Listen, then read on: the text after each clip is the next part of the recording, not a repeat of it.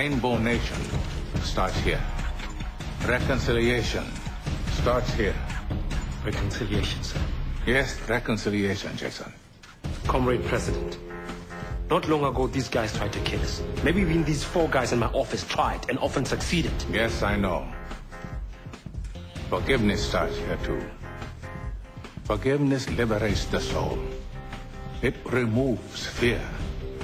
That is why it is such a powerful weapon. Welcome back to Hardball. That was Morgan Freeman in the powerful new movie Invictus. He plays Nelson Mandela, for which he's already been nominated for a Golden Globe Award for Best Actor. His roles have included Driving Miss Daisy, the great movie Glory, Invictus, of course, now exploring all of them, the question of how we get along between the races. Welcome, Mr. Freeman. It's an honor to have you on. I've seen it twice now. How's it doing out there in South Africa? Well, it was very well received in South Africa, Chris. How are you? Happy New Year and all that. Happy New Year to you. Let me ask you about these roles. I've watched you in 2 roles now where you really have a powerful role. It's a Spencer Tracy role, almost like the judge in Guess Who's Coming to Dinner, one of those other Tracy roles where you have to sort of decide things for us all and lead us all.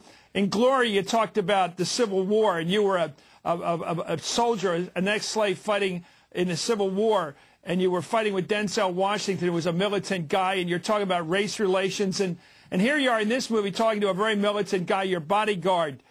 What is your soul doing all during this? Because this is about America, too, not just the world in South Africa.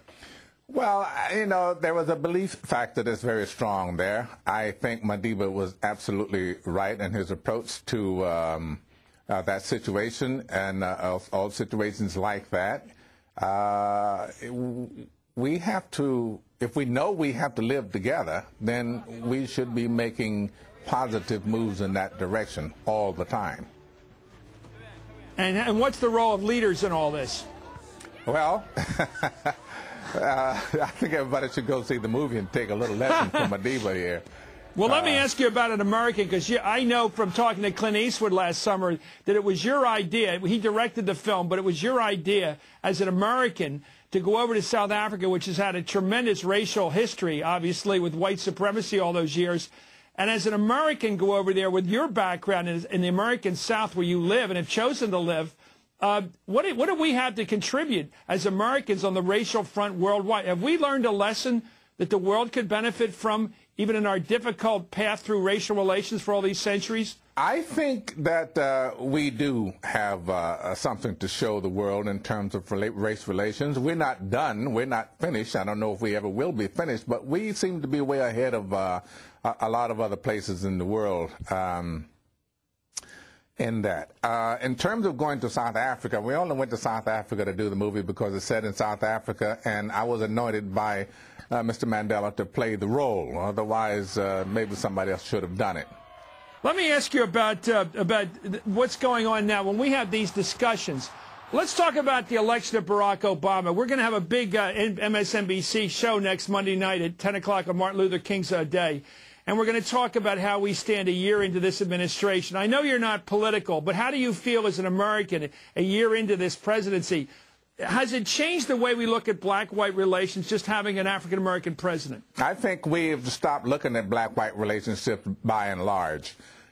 When Barack was elected president of the United States, I, along with, I bet, half of the people in this country shed a tear for our growth.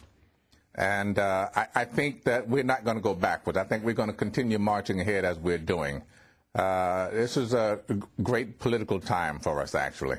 What do you think it's like to be a kid today, an African-American kid, a white kid today, as opposed to what we were when we were kids? I think today, being a kid, you have a world of promise ahead of you. There's nothing to tell you that you can't do whatever it is that you want to do, that you can't be whatever it is that you want to be.